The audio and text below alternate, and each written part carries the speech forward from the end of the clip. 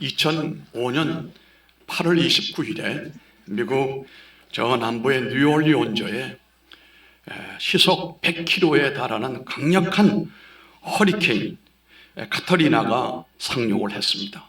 그래서 이 뉴올리온주 시내 전체를 쑥대밭을 만들어 버리고 말았습니다. 우리나라에도 그 무서웠던 사라호 태풍이 30km가 되지 않았다는 것을 생각하면 3배에 달하는 엄청난 이 허리케인이 집이며 그 모든 것을 송두리째 다 휩쓸어 버리고 말았습니다. CNN 뉴스 기자가 현장에 나가서 현장 뉴스를 진행하면서 어려움 당하고 있는 수재민들을 인터뷰하는 가운데 그 인터뷰에 응하는 사람들 모두가 다 얼굴이 실망과 낭망으로 가득 차 있었습니다. 나라를, 국가를 원망합니다. 하나님을 원망합니다.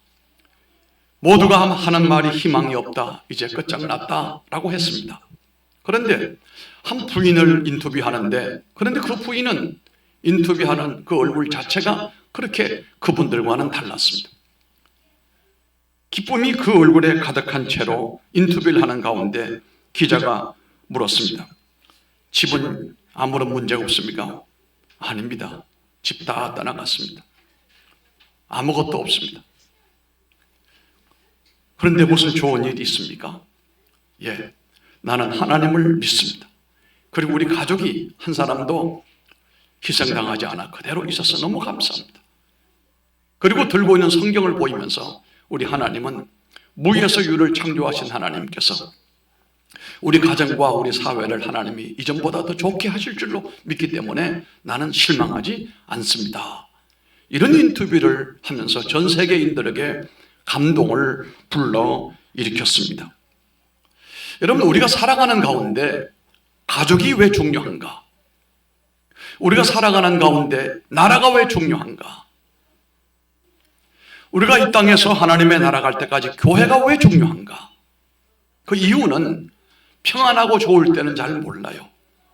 힘들고 어려울 때는 그들이 지지가 되고 힘이 되고 용기가 되기 때문에 그렇습니다. 결혼도 하지 아니하고 홀로 살아가면서 일가 친척이 없이 외롭게 사는 사람에게 물어보게 되면, 뭐가 가장 부러운가 물어보게 되면 그들의 대답은 가족이라고 말합니다. 한 가족이 오손다손 살아가는 모습이 그게 행복이고, 그런 것을 볼 때에 나도 저렇게 살았으면, 물론 그 안에 살아가는 삶의 내용은, 역동적인 내용은 간단하지 않아요.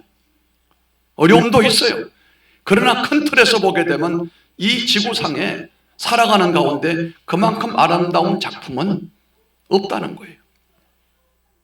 그래서 이 가족이라고 하는 구조는 힘들고 어려울 때 서로 격려해주고 위로해주고 붙잡아주고 용기를 주고 희망을 주고, 아이들을 사랑하고 아이들에게 소망의 말을, 축복의 말을 전해주고, 이 아이들이 마치 식물과 나무들이 물과 산소를 또 햇빛을 받아 먹으면서 쑥쑥 자라는 것처럼, 그렇게 자란 아이들은 나중에 어른이 됐어도 훌륭한 사람이 될 수가 있고, 꽃을 피우는 사람이 될 수 있고, 사람들에게 영향을 선하게 끼칠 수 있는 사람이 된다는 겁니다.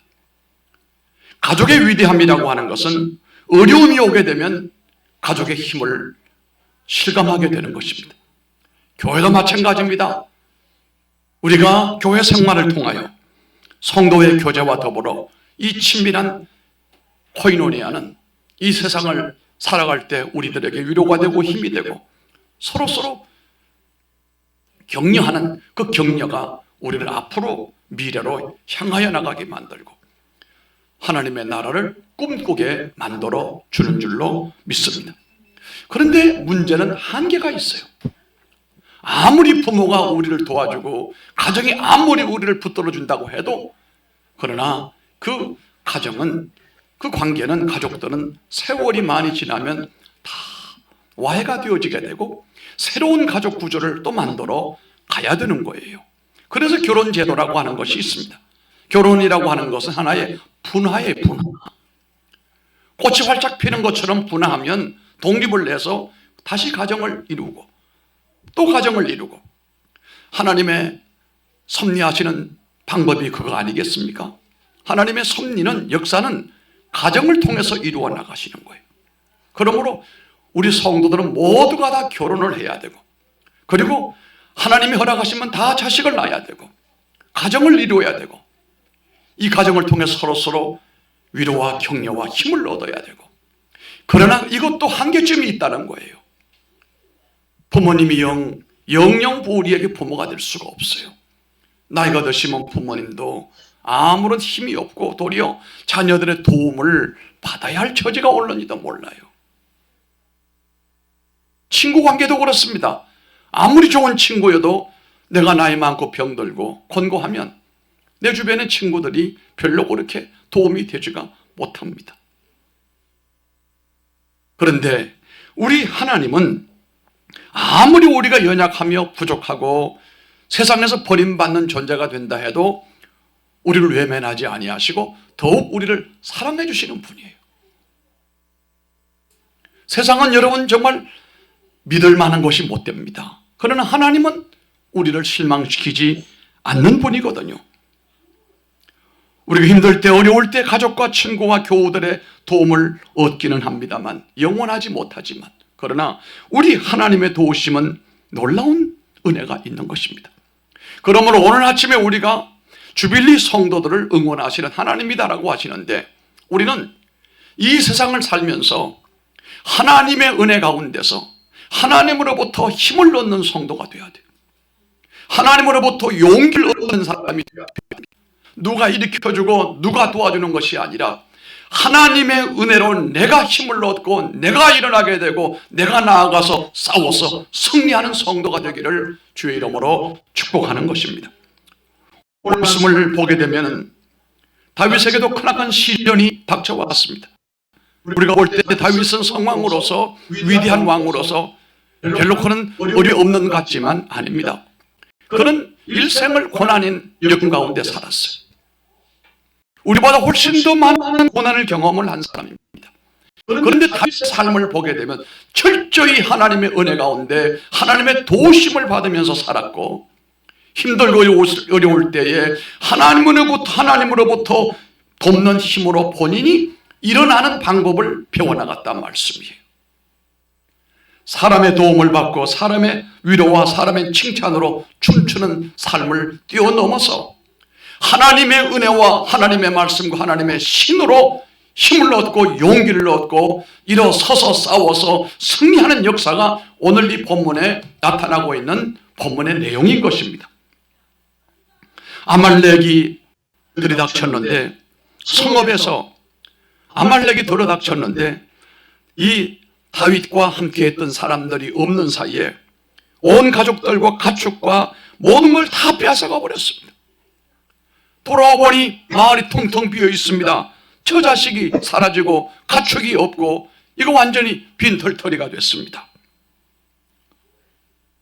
이때 많은 다윗을 함께하던 사람들이 떠났어요. 등을 돌렸어요. 다윗도 배신의 고통을 느꼈습니다. 함께했던 사람이 이제 다윗은 희망이 없다, 떠나버리고 말았습니다. 다윗은 그점에서 포기하고 절망하고 낙심에 젖어서 삶을 끝낼 수 있어야 될 텐데, 그러나 사무엘상 30장 6절 말씀을 보면 놀라운 말씀이 있어요. 여러분, 다음 사무엘상 30장 6절 말씀 앞에, 본문 앞입니다. 함께 우리 읽어보겠습니다. 6절입니다. 백성이 자녀들 때문에 마음이 슬퍼서 다윗을 돌로 치자 하니 다윗이 크게 다급하였으나 그의 하나님 여호와를 힘입고 용기를 얻었더라. 아멘. 이렇게 어려움이 되니까 주변 사람들이 다윗을 돌로 쳐 죽이자. 왜? 자기 자신들의 처자식이 다 뺏겨버리고 재산이 다 날아가 버리고 아무것도 없기 때문에 다윗에게 분풀이를 하고자 하는 것입니다. 그런데 성경의 말씀을 봤더니 다윗은 그 가운데서 스스로 용기를 얻는 원리를 터득하고 있었습니다. 그는 가족이나 친구나 동료들에게 완전히 의존하지 않았습니다. 그와 함께 공동체 생활을 하긴 했지만 그러나 하나님을 믿는 것처럼 그렇게는 신뢰하지 않았습니다. 인간은 항상 변할 가능성이 있다는 거예요. 부부관계도 마찬가지고 부모관계도 마찬가지고 형제관계도 친구관계도 교우관계도 인간관계는 완전하지 않습니다. 우리가 그 완전하지 아니함 가운데서 힘쓸 뿐이지 사람은 사람이기 때문에 어떤 경우에는 피를 나눈 형제지간에도 눈에 뵈는 게 없습니다. 이렇게 이 다윗이 어려움을 겪고 동료들에게 그렇게 어려움을 당했을 때도 그가 이제까지 살아왔던 것은 그들을 그렇게 하나님처럼은 믿지 않았습니다. 아, 사람이기 때문에 그럴 수 있구나. 자신을 배신하고 떠나가거나 돌로 막 죽이려고 할 때 자신의 부하 아닙니까? 함께했던 사람, 다윗이 데리고 다니는 사람 아닙니까? 그런데 그 지도자를 마치 모세를 따르던 사람이 모세를 죽이려고 했던 것처럼 해코지를 하려고 할 때 다윗이 크게 실망하지 않았어요. 어떤 사람은 여기서 실망을 합니다. 세상에 이럴 수가 없느냐. 내가 당신들을 위해 어떻게 살아왔는데 나를 이렇게 할 수가 있느냐. 나 실망했어. 나 다시는 당신들과 안 해. 그런데 다윗은 그렇게 하지 않았어요. 인간의 그 믿지 못할 부분, 그런 부분들을 일찍이 다윗은 알고 있었습니다. 그리고 다윗은 하나님에 대해서는 영원히 변치 않는 신뢰감을 가지고 하나님은 변치 않은 하나님이라고 하는 것을 터득을 했다는 사실이에요. 하나님을 의지하고 자기 내면의 믿음의 힘을 끌어올리는 방법을 터득을 하고 있었습니다. 때로는 정말로 경가 필요한 순간에 불행히도 응원해 줄 사람이 아무도 없을 수가 있어요. 하필이면 배우자마저도 내가 힘들 때 배우자도 힘들대요. 그뿐이 아닙니다. 동료나 부모님도 내가 힘들고 어려울 때 그분들도 하는 말이 미안해, 내가 도울 수가 없어, 힘이 없어, 여력이 없어, 그럴런지도 몰라요. 그럴 때 하나님을 믿는 믿음에서 우리 성도들은 스스로 그 믿음 속에서부터 하나님의 그 놀라운 은혜와 그 능력을 끌어올리는 이런 방법을 우리가 활용할 줄 알아야 돼요. 사람들이 나를 돕지 않고 사람들이 나를 해코지 한다 할지라도 아무도 나를 도와주지 않아도 내 속에서 하나님의 은혜를 이끌어 올릴 수 있는, 펌핑할 수 있는 이런 믿음의 능력을 가져야 된다는 말입니다. 그래야 신령한 하나님의 은혜와 축복과 세상이 주는 것이 아닌 하나님이 주시는 그 축복을 누릴 수가 있는 겁니다. 다윗은 두 가지 방법을 동원하여 잃었던 모든 것을 도로 찾는 일이 벌어졌지요. 첫째는 하나님의 도우심을 힘입었습니다. 그리고 두 번째는 스스로 낙심하지 않고 자신의 내면에서 용기를 끌어올리는 일을 할 수가 있었기 때문이었습니다. 어떻게 다윗은 자기 자신 속에 있는 용기와 그 안에 있는 힘을 끌어올리는 법을 알았겠습니까? 다윗은 하나님의 과거에 살아오는 가운데 하나님께서 자신을 도우시고 자신을 상상을 초월할 승리를 거두게 하셨던 것을 여기에 기록을 하고 기억을 하고 있었습니다. 그래서 지금 어렵고 힘들 때, 과거에 내가 힘들었을 때 하나님이 나를 도우시고 나를 높이시고 나를 승리하게 하셨던 것을 생각을 다시 리마인드를 했단 말이에요. 다른 형제들을 제쳐두고 하나님이 어떻게 목동에 불과했던 자신을 하나님이 왕으로 선택을 했는지 이걸 기억을 했어요. 맨손으로 어떻게 사자와 곰을 죽였는지 하나님이 힘주셨던 그날을 기억을 해냈습니다. 하나님께서 자기보다 몇 배 힘센 골리앗을 물맷돌 하나 가지고 쓰러뜨리게 하셨는지, 사울이 그를 여러 번 죽이려고 할 때 하나님이 어떻게 나를 보호하셨는지, 이런 지나간 날들의 하나님의 도우심과 간섭하심을 생각을 하고 떠올리게 되고 이것을 리마인드 할 때에 그 안에서부터 하나님의 은혜와 능력이 펌핑되어지는, 솟아오르나는 이런 변화가 일어났습니다. 하나님의 선하심과 신실하심을 반복해서 떠올리게 되자 다윗의 마음은 어느덧 새로운 힘과 용기로 가득 채워지게 되었습니다. 여러분, 그렇게 하시기 바랍니다. 패배주의에 물들어서 지난 날들에 고통스러웠고 패배했던 것만 자꾸 떠올리면 그는 더 이상 회복될 수가 없습니다. 다윗은 승리에 대한 새로운 비전을 세웠습니다. 하나님이 그동안 자기에게 행하신 일들에 대하여 감사했습니다. 그래서 우리는 늘 살아가는 가운데 하나님이 나를 도우실 때 감사 기념비를 세우고 하나님 앞에 감사의 경험을 간직해야 됩니다. 상황을 뒤집어 보게 되면 지난날에 하나님이 나를 도우셨던 것은 오늘날에 내게 힘이 될 수가 있고, 지난날에 내가 하나님 앞에 감사했던 모든 감사가 미래의 새로운 불씨가 될 수가 있습니다. 다윗은 낙심과 좌절의 위기에서 벗어나게 된 것은 돌이켜보니까 지난날 하나님이 나를 도우시고 역사하셨던 것. 우리가 참 가만히 생각해보면 내가 왜 태어났을까? 태어나서 내가 어떻게 자랐는가? 형제들 가운데 내가 어떻게 자라났고 우리 아버지 어머니가 나를 어떻게 키웠는가? 내가 살아가면서 쓴맛은 무엇이고 고통은 무엇이었는가? 내 삶을 전부 유추하면서 정리해 봤을 때 오늘에 이르기까지, 야, 하나님이 내 발걸음을 인도하셨구나. 하나님이 나를 도우셨구나. 이렇게 저렇게 힘들고 어려울 때 하나님이 나를 여기까지 인도하셨구나. 다른 사람 눈으로도 알 수 없는 하나님을 내가 알게 하시고 그 믿음으로 이끌림 받아 여기까지 오게 된 건 전적으로 하나님의 은혜였다. 수많은 질병이 있고 수많은 위험이 있어도 나를 보호하시고 지켜 여기까지 인도하신 하나님. 돌이켜보니 모든 것이 감사고 모든 것이 영광스러운 하나님의 흔적이었다. 이걸 느낄 수 있고 이것을 확신하는 사람에게는 미래의 문이 열리게 될 줄로 믿습니다. 상황이 달라지게 될 줄로 믿습니다. 다윗은 낙심과 좌절의 위기에서 벗어나서 전사, 십자군의 용사 같은 사람으로 다시 벌떡 일어서게 된 겁니다. 우리는 어려운 위기의 순간을 만났을 때 과거의 어두운 일들을 기억하지 말아야 됩니다.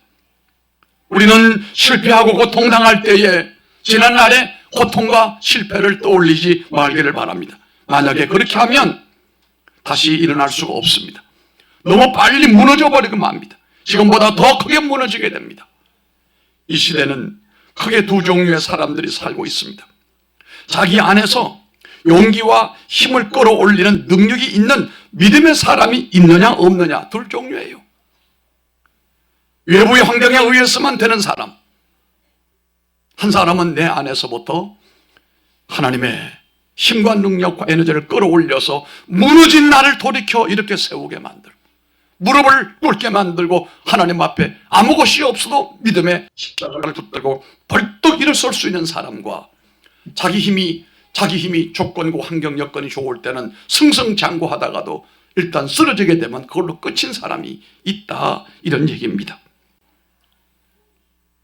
여러분들은 믿음으로 사는 사람이죠. 믿음으로 사는 여러분들은 여러분 속에 하나님의 성령이 역사하고 하나님의 은혜가 있을 뿐만 아니라 하나님의 복이 여러분 속에 담겨져 있음을 믿으시길 바랍니다. 잠들어 있는 위대한 하나님의 능력과 용기를 깨워야 됩니다. 이걸 깨우기 위해 우리는 기도해야 되고 찬양해야 되는 것입니다. 그리할 때 하나님께서는 우리를 위대한 사람으로 일으켜 세우게 될 줄로 믿습니다. 하나님의 선하심과 신실하심을 반복해서 떠올리시고 지난날 하나님이 나를 도우시고 역사하셨던 모든 내용들을 기억해내시며 바로 다윗이 그렇게 할 때에 그의 마음은 새로운 힘과 용기가 넘쳐났습니다. 그래서 새로운 비전을 세우게 되고 또한 하나님이 그동안 자신에게 행하신 일들을 감사드리면서 지난날 상황을 뒤집었던 하나님 앞에 또다시 감사드리며 그래서 다윗은 낙담과 좌절에서 벗어나게 되었고 십자군의 용사같이 새로운 모습으로 다시 일어나게 된 것입니다. 오늘 우리가 이 말씀을 잘 살펴보게 되면 이 다윗은 이 본문의 말씀을 가만히 보면은 사람들이 자신을 배신하고 심지어 잃어버린 것들 때문에 자기를 돌로 쳐 죽이려고 하고, 다윗도 사면초가였지만 거기서 일어서서 다윗은 일어나게 된 겁니다. 600명의 자기를 따르는 사람이 600명이었는데 200명은 나약하여 움직이지 못하니까 머물게 되고 400명을 데리고 나갔는데 하나님이 도우시는 방법이 나타났습니다. 애굽 소년 하나가 길에서 만나는 알아보니까 이 아말렉이 이웃 도시를 쳐서 크게 이기고 지금 잔치를 벌이고 있다는 소식을 알게 됐습니다. 다윗이 함께한 사람들을 데리고 가서 그들을 급습을 하면서 도망가는 소년들 몇 사람을 제외하고는 전부 다 몰살시켜버리고 빼앗겼던 모든 나귀들, 짐승뿐만 아니라 가족들을 다 되찾았습니다. 이때 다윗의 아내가 둘이었는데 아내 둘도 찾았습니다. 모든 재산을 다 찾았습니다. 그리고 그들을 빼앗아 놓은 모든 것들을 다시 전리품으로 다시 다 가지고 돌아옵니다. 그랬더니 거기에 있던 사람들이 뭐라고 하느냐면은 함께 했던 사람들 가운데 여기 200명은 가지 않았으니까 그들에게도 전리품 나눠주지 말고 그들에게는 찾아온 처자식이나 주고 이 뺏어온 전리품은 전쟁터에 갔던 우리끼리 나눠 갖자. 이때 다윗이 나는 거 못한다. 다 나눠줘야 된다. 하나님이 그렇게 하기를 원한다. 다 나눠줬습니다. 그래서 다시 다윗은 지도력이 회복이 되었고 가정이 회복이 되었고 앞으로 나가며 전진할 수 있는 동력을 얻게 된 것입니다. 낙심한 채로 회의에 빠져 있는 삶이 여기 한 분도 없기를 바랍니다. 주빌리의 성도들은 하나님께서 희년이 되면 잃어버렸던 거 도로 찾게 만들어주고 오래된 선지자가 꿈꾸던 그 일들이 일어나게 되고 이 산과 저 산이 마주치게 되고 550장을 나는 원래 100번 이상 불렀어요. 운전하면서도 부르고 집에서도 부르고 새벽에도 부르고 부르면 부를수록 하나님의 성령이 내 안에 역사하시는 것이 그 가사대로 되면 참 좋겠다. 그렇게 될 줄로 저는 그렇게 믿어요. 우리가 이렇게 하나님이 내게 주신 은혜가 내 속에 있는데 이 은혜를 작동을 시키고 펌핑을 할 때에 우리의 영감이 오는 거예요. 사람이 가르쳐 주지 않는 방법이 나오게 되고 새로운 길이 우리 앞에 열리게 되어지기 때문에 희망과 믿음이 다시 회복이 된다는 겁니다. 나중에 깨닫는 것이 있어요. 그 잃어버렸던 것이 하나님의 의도하는 바가 아니고 내게 더 새로운 희망과 꿈을 심어주려고 잠시 잃어버리게 하셨구나. 잠시 내게서 등을 돌리고 사람들이 나를 죽이려고 했구나. 이럴수록 하나님을 더욱 내가 신뢰하리라. 이런 믿음을 회복할 수가 있었습니다. 오늘 간단히 말씀을 소개합니다. 내 안에 어둡고 절망적인 생각을 여러분 다 버리세요. 패배의식을 여러분 속에서 바깥으로 다 버리시길 바랍니다. 병원에서 의사로부터 좋지 못한 얘기를 들을 수도 있습니다. 인간관계 문제가 일어날 수도 있습니다. 경제적으로도 문제가 밀려올 수 있습니다. 자녀들에게 좋지 못한 일이 있을 수도 있습니다. 이럴 때 여러분은 어떻게 합니까? 마음이 어두움이 가득한 내용으로 가라앉아 있을 때 왜 이런 문제가 생겼는지 따지고 지금 상황이 얼마나 좋지 않은지를 곱씹다 보면 거기 연관된 사람들을 정오하고 미워하고 하다 보면 실망에 빠지다 보면 절망감만 점점 깊어져 가는 것입니다. 우리가 왜 아이들에게 텔레비전을 가능한 대로 보지 말라고 하느냐? 오늘날의 텔레비전들은 폭력성과 또 음란성이 가득 차 있어요. 어릴 때 아직은 그것을 정리가 안 되고 수용력이 부족한 아이들에게 이것은 아이로 하여금 폭력적인 아이로 바뀌어지게 되고 음란한 아이로 바뀌어지게 할 수 있는 씨앗을 뿌리는 것과 같은 거예요. 그리고 가능하면 아이들에게는 이 텔레비전 보지 못하게, 유튜브도요, 이 아이들이, 어린 아이들이, 말 못하는 아이들도요, 막 울다가도 유튜브만 틀어주게 되면은 울지 않아요. 어찌 보면 아이들에게 그게 꼭 필요한 건지도 몰라요.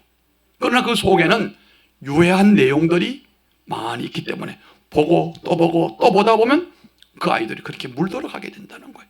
이걸 중독이라고 하는 겁니다.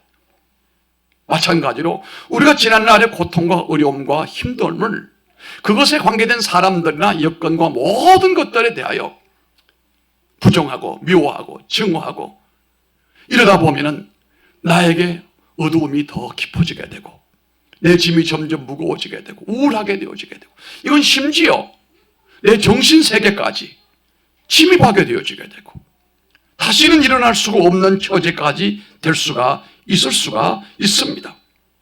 하나님께서 그토록 사모하시던 우리들에게 지난날 선물 주시고 집도 주고 승진도 주시고 건강도 주시고 하나님이 내게 은혜 베푸셨던 이런 것들을 떠올리고 이런 것들을 리마인드를 하고 이런 것들을 찬송하고 이런 것들에 대하여 다시 한번 감사하는 사이에 내 안에서 하나님의 생기와 성령의 역사가 일어나게 될 줄로 믿습니다. 하늘을 나는 듯한 기분이 일어나게 해야 된다는 겁니다. 우리 속에서 부정적인 리모컨을 꺼야 됩니다. 그리고 기쁘고 즐거운 행복한 지난날 하나님의 도우심의 은혜와 또 미래 주실 하나님의 꿈을 향하여 채널을 바꿔야 된다는 겁니다. 지난날 하나님의 도우심과 승리의 순간들을 여러분들이 잊으면 안 됩니다. 이전에 불같은 시험이 왔지만 어떻게 이겼는지를 다시 한번 생각해 보십시오. 나에게 행하셨던 위대한 하나님의 일들을 놓치지 말고 한번 기억을 해보란 말이에요. 하나님께서 결혼할 때 주셨던 감동이나 첫째 아이가 태어났을 때 느꼈던 흥분과 전율을 떠올려 보기를 바라고, 하나님께서 그토록 사모하던 집을 주시고 승진하게 해주시고 건강을 허락해 주시고 내게 하나님의 교회 직분을 주시고 이 놀라운 기쁨과 환희를 생각해보고 떠올려보게 되면 내 환경이 달라지기 시작하는 거예요. 아니, 내 속에서부터 에너지가 솟아나게 되고 일어날 수 있는 용기가 생기는 거예요. 다윗에게 사람들이 떠나가 버리고 아니 돌로 죽이려고 할 때 다윗이 급히 피했단 말이에요. 어찌 보면 여기서 다윗은 끝났습니다만 그런데 아닙니다. 돌이켜 봤을 때 그 어린아이를 왕으로 세우신 하나님, 그 다윗을 물맷돌로서 골리앗을 쓰러뜨렸던 일들이며 사자 입을 찢고 곰을 찢고 양새끼를 건져낼 수 있는 용기 주신 하나님, 이 모든 것을 돌이켜 봤을 때 다윗이 내가 이러고 있을 때가 아니다. 하나님은 살아계시고 하나님은 지금도 역사하신다. 그 하나님의 은혜, 그 하나님의 능력을 던져봐야 되겠다. 이런 생각이 일어났을 때 다윗은 이 블레셋을 찾아갑니다. 갔을 때 하나님이 도와줍니다. 도망쳐 나온 애굽 소년 하나를 만나가지고 그 길을 좀 가르쳐 달라고 했더니 나를 안 죽이고 나를 살게 해준다고 하나님 앞에 맹세하면 내가 그렇게 하겠습니다. 그놈도 똑똑해. 어찌 보면 알았다. 따라가 봤더니 이놈들이 그 도시를 다 점령하고 난 다음에 술 파티를 열어서 춤을 추고 난리가 났어요. 이때 급습을 함으로써 아말렉 군대들 다 진멸해버리고 도망간 소년만 몇 사람이 살아남고 완전히 그 전리품들을 다 몽땅 가지고 잃어버렸던 가족들을 되찾고 짐승들 때도 다 되찾고, 할렐루야, 되찾고 하거든 아멘 좀 해요. 되찾고 할렐루야. 잃어버렸던 그 모든 것을 고스란히 다 찾았어요. 자기 것만 찾은 게 아닙니다. 블레셋이 다른 데를 점령하여 얻어놓은 그 모든 귀한 것들을, 전리품들, 그것마저도 다 하나님이 그들에게 다윗에게 채워 주셨다, 이런 말이에요. 하나님이 지난날 여러분들을 도우시고 은혜 주시고 축복하셨던 날들을 기억하시기를 바랍니다. 그런 날이 또다시 올 것이라고 믿으시기를 바랍니다. 여러분 속에 낙심의 영이 꿈틀거리지 못하게 해야 돼요. 너는 안 된다. 너는 끝장났다. 이 마귀의 소리예요. 하나님은 우리 안에서 이제부터 시작이다. 이제 내가 너를 도우리라. 내가 크게 쓰리라. 또 마귀가 말합니다. 야, 네가 나이가 지금 몇이냐? 네 환경 처지를 생각해봐라. 되겠느냐? 이때도 우리가 이 악한 영을 내 안에서 물리쳐야 돼요.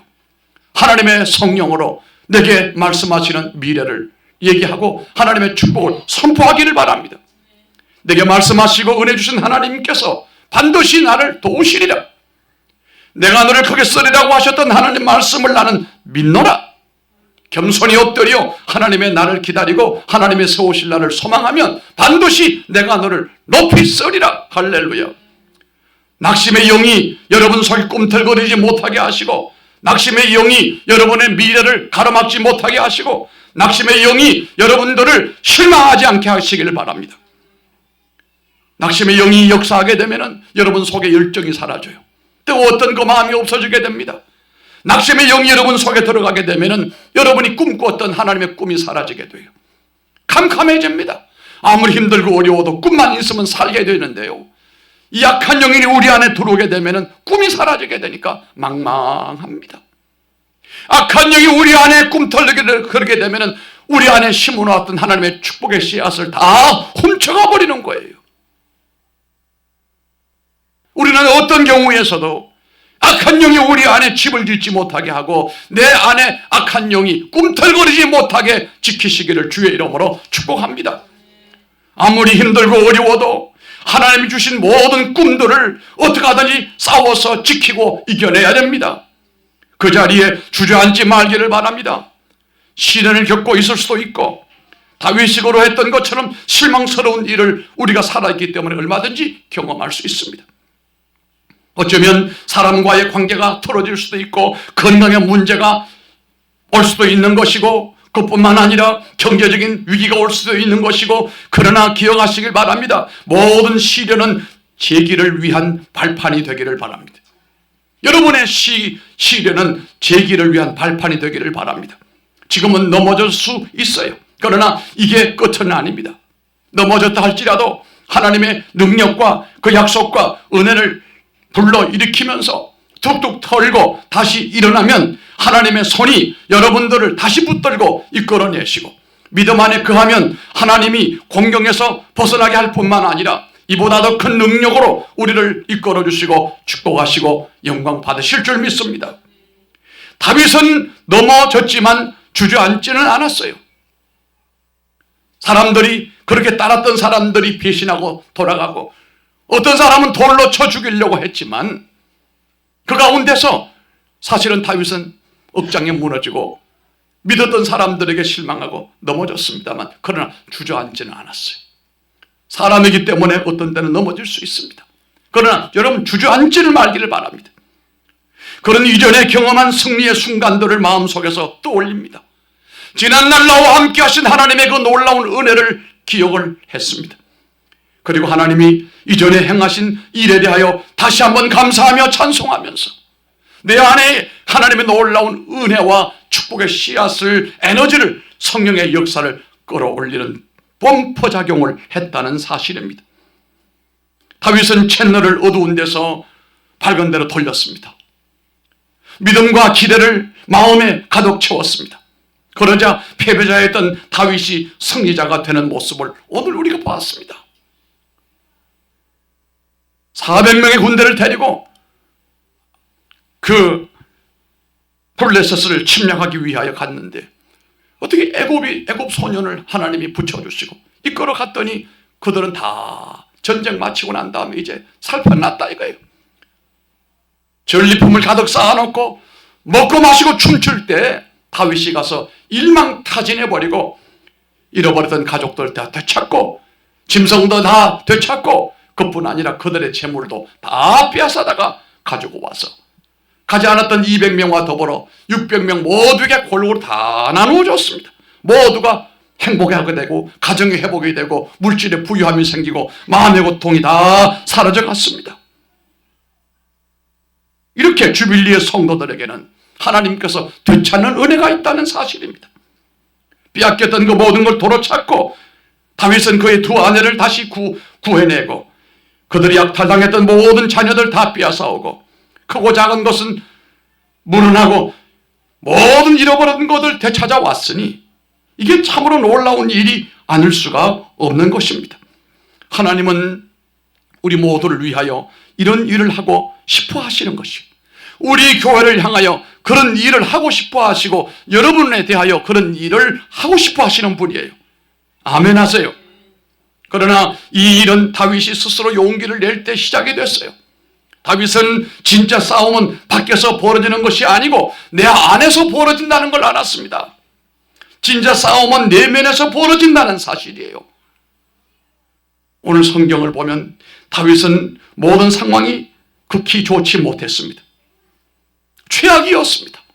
가족은 적에게 다 끌려가 버리고 믿었던 동지들은 등을 돌려버리고 들려오는 모든 소식은 다 좋지 못한 소식이었습니다. 오늘 말씀의 제목이 뭐예요? 오늘 말씀 제목 한번 다 같이 읽어보세요. 다시 시작. 이 시대 여러분, 들려오는 소문이 희한한 소문들이 많아요. 이게 진짜인지 가짜인지 그런 소리에 귀를 여러분 기울이지 마세요. 여러분이 들어야 할 귀는 하나님으로부터 오는 말씀을 들으시길 바랍니다. 들려오는 소식은 다 좋지 않아요. 실망스러워요. 경기가 힘들다, IMF가 다시 올 것만 같다, 부자들과 대기업이 보따리 싸가지고 외국으로 나간다, 달러가 지금 얼마나 강세인지 이게 1500이 넘어가게 되면 다 망한다, 경기가 침체되고 사회가 지금 친중국이 눈에 보이게 되고 사회주의가 우리 앞에 드리워지고 있고 이게 이러다 자유민주주의 체계가 무너지면 어떻게 할까 불안합니다. 사실입니다. 그런데 여기서 우리는 하나님의 위대하심을 믿으면서 나를 통해서 하나님의 놀라운 계획을 발견을 하고 우리가 그 자리 안에서 모두가 다 일어서게 된다면 상황은 달라지게 될 줄 믿습니다. 너무 세상 소리에 귀를 기울이지 마세요. 그거 다 정답이 아닙니다. 여러분, 대중의 소리가 다 옳은 건 아닙니다. 그 소리 듣지 마세요. 하나님으로부터 오는 음성을 듣기를 바라고 하나님의 소리를 듣기를 주의 이름으로 축복합니다. 기도하겠습니다.